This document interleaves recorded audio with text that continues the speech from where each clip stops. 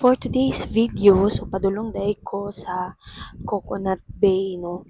So, mura kong first time na ko ning balik na pud og sakay og jeep. So, sa kadugay-dugay na ko nga wala na kayo ko naka-commute.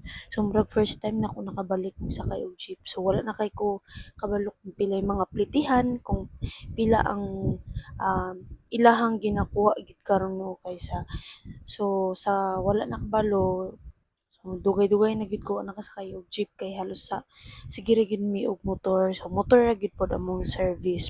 So, natingala ko, grabe kabibo ang highway kay daghan kayo mga motor, bao-bao nga naa sa kilid. So, abi lang nako og kaning traffic lang siya, so naaday dakop. So, I don't know kung unsa lang purpose karon sa mga kapulisan, kung unsa ang ilahang gipangita, no. So far, okay naman ang akong pagbiyahe. So, diri ta ko to. Bye mga kanami!